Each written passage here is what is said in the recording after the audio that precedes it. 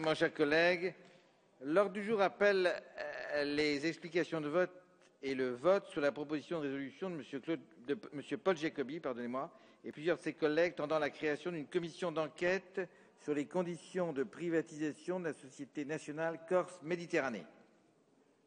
Monsieur le ministre, mesdames, messieurs les députés, j'ai suffisamment ennuyé l'Assemblée sur ce sujet pour ne pas vouloir la lasser.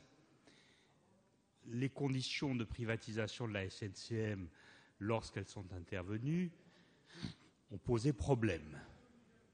Cela s'est trouvé confirmé, malheureusement, par un certain nombre de faits, par un certain nombre de décisions juridictionnelles ou parajuridictionnelles, qui, même si elles sont contestées à juste titre sans doute, montrent la difficulté de la chose et surtout, au fond, que tout n'avait pas été parfait et qu'il y avait un certain nombre d'irrégularités.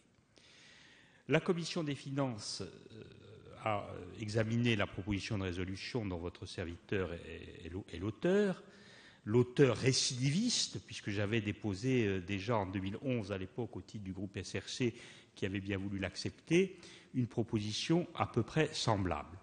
Ce qui ressort des débats de la Commission des finances, et je me dois à double titre de les rapporter très brièvement, c'est que les différents intervenants représentant divers groupes de l'Assemblée considèrent que cette proposition de résolution est recevable, qu'elle est opportune, mais tout de même, il s'est établi au sein de la Commission une sorte de consensus autour du fait, et je tiens à le rappeler, que cette commission porte bien sur les conditions de privatisation de la SNCM à l'époque, et non pas sur ce qu'il conviendrait de faire aujourd'hui pour sortir de la situation où nous nous trouvons.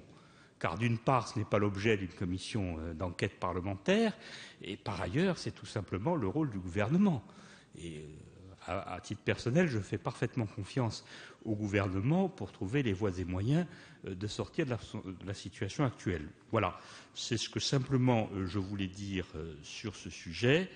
L'affaire est suffisamment importante sur le plan quantitatif, si j'ose dire, puisque les montants en cause sur le plan financier sont tout à fait considérables, en centaines de millions d'euros.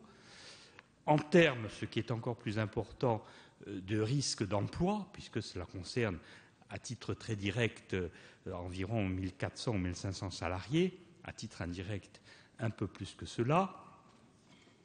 Cela aussi nous incitera pour l'avenir à observer si toutes les méthodes ont bien été employées, etc.